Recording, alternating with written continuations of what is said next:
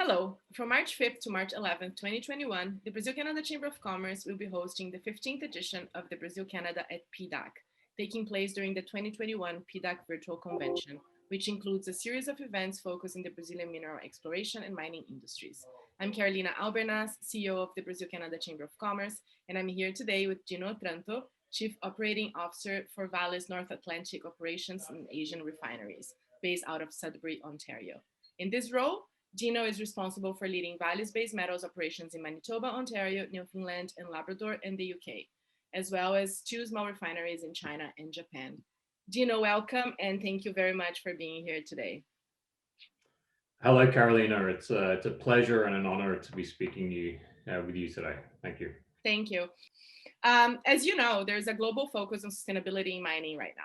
I wonder, what do you see as the biggest challenges and opportunities to ensure your operations meet these expectations? Carolina, it's a great question, and for us at Vale, it's a really important topic. A few years ago, we had the tragic events in Brumadinho, and it caused us to really reflect on our role in society, on our role to the people, on our role to the environments that we operate in. So for us, this has been obviously a very polarized efforts over the last few years. Let me touch on maybe three areas that for us we're working on quite intensively at the moment. First off, it's really the recreation of our purpose. We've spent internally now the last 6 months really having a deeper conversation than we probably ever have around what is Vale's purpose. Right.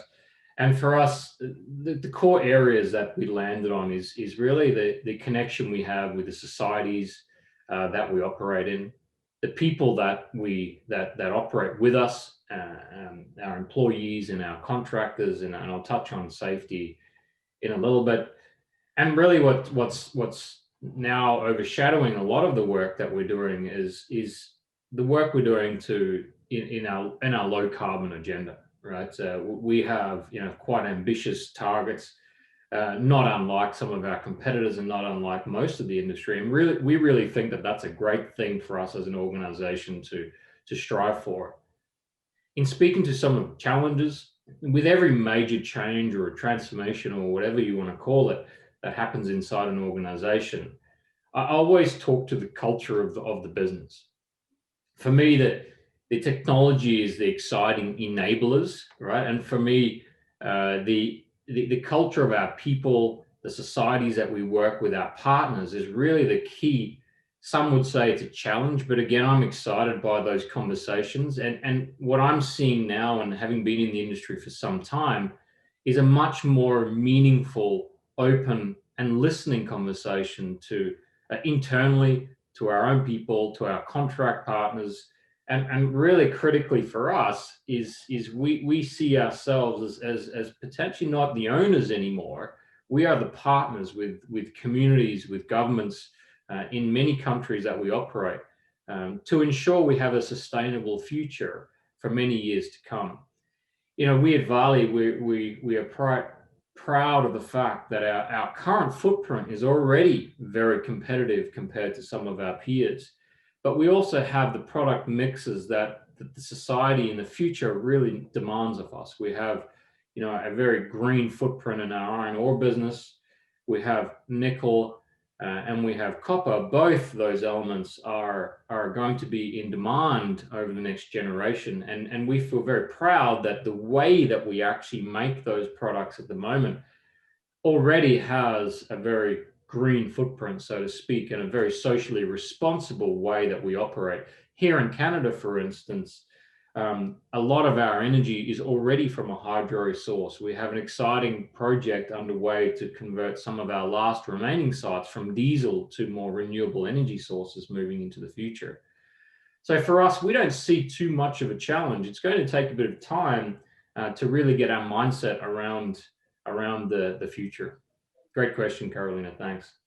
Yeah, this is great. So you mentioned that Vale and your industry needs to embrace technology. Can you give us some on-the-ground examples of what your team is deploying that will lead to greater safety and efficiency in your operations? Yeah, sure. Look, the operations here in Canada, we've had a long, proud history of mining in the geographies that we are in, and then the downstream processing. Now, as you get deeper and the grades start to decline, the conventional ways of extracting that ore needs to change. And for us, technology is the only way to advances in technology and adopting technologies from other industries. For instance, underground boring technology or underground cutting technology. For us, there's two real reasons for that. And the first, we have a mantra inside of Vale that there is no production without safety. And for us, as you get deeper underground, the seismic risk that we're faced with is a real risk from most of the operators in our industry. So mines are getting deeper, more seismically active.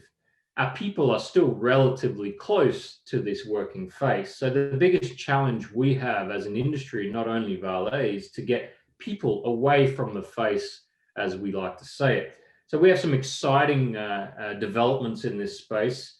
We have a trial with Komatsu. It's been an ongoing partnership with Komatsu for many years now, and we see them as a valued partner in this technology. We're about to commission a world first, which is a new type of cutting or mining technology that will be pioneered here in Sudbury.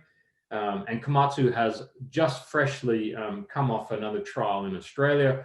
And jointly, we're very excited about this particular product. The other area which we talk to is really the backbone or the supporting infrastructure. So for some of this new technology, you actually need to invest some money to enable the technology to be live. Think of it as a Wi-Fi network for your mobile phone, right? We all know how difficult it is when the Wi-Fi network drops out to almost do our daily function these days. Well, it's actually quite similar now in an underground environment. We've invested over the last 2 years, yeah, a substantial amount of capital in putting an industrial Wi-Fi network in all of our mines. When we finished, it will be one of the largest networks in an industrial setting undergrounds on the planet. And that will enable the connection to our people and our equipment in an underground setting. So that then, if you open your mind on what that enables, is the entire world of IoT or sensors or big data can actually be transformed 2 or 3 kilometers underground. We're very excited about that, and it's not a plan, we're in execution, and we're about to finish that.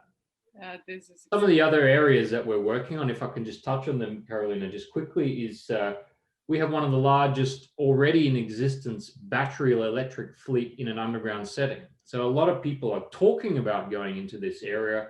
We have that already live. And here in Sudbury, we have some of the most technologically advanced companies who are doing the development of battery electric fleets and sending that equipment around the world. And just lastly, I just want to touch on we are also in commissioning of a remote operating center to connect virtually all of our operations around Canada as a start, and operating them out of a new hub environment, which is a flexible workplace to allow people who traditionally have worked in offices to come in and out, and on also connecting the operations folks in there. And there'll be a live 24/7 control room that links a lot of our decentralized mines to one location where we can ensure safety and the productivity of our mines.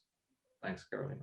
Wow, this is very exciting. Congratulations for all these initiatives. So, Ames, all this change you've described, what excites you most about the future of mining? Yeah, he probably picked up. I'm pretty excited about this anyway. I Yes, love the industry. technology. I'm a product of the industry, and it's humbling to be living in an environment that talks about generations of mining, right? And for me, Vale has we have a lot of reserves, right? And it's really a competitive advantage for us. Our challenge is to adopt some of the things I've just spoken about, to ensure that we have an existence and a sustainable operation for the next 50 to 100 years. And that's the timeline we really think of in Vale, is we really have the reserves to power and supply the needs of the planet for a long time ahead. So for me, that's really the exciting piece, is to be part of an organization that has the proud history, but almost feels like a startup and redesigning its purpose in terms of the role that we play in society.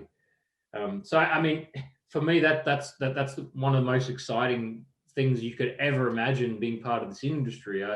As we talked before the interview, I have 3 young sons, and I'd love for them to be part of this industry going forward. And I think maybe the last note I'd make on that is the mining industry in general, I think, in the last 20, 25 years has not probably campaigned enough in regards to its role and its purpose in creating a greener society moving forward. And I think we're on the cusp now of organizations like us really stepping into that space and being proud, being proud of the fact that, we are a mining organization, and let's stand up to that, right? And it's a fantastic career for any young person coming out of school.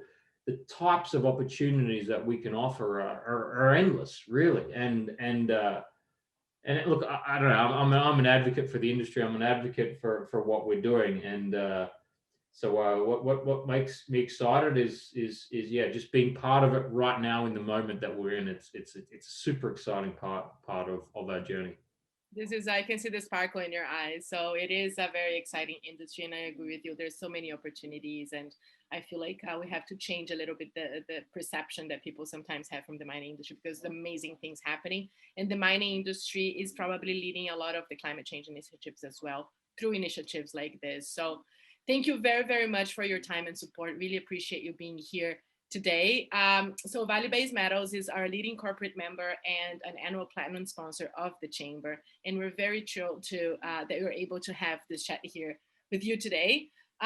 So stay tuned, as Vale will be speaking on the Brazil-Canada ESG Insight session on carbon footprint, as Dino mentioned, one of the initiatives that they're working on Monday, March 8th, as well as on our Brazil-Canada Capital Markets program on Tuesday, March 9th. And then we have Vale in 2 panels on the March 11th in advancement of women in the Brazilian mining industry, as well as ESG aspects of doing exploration in Brazil. So don't miss it. And for more information, registration, please go to www.braskingchamber.org/PDAC 2021. We look forward to seeing you there. Thank you, Gino. Thank you.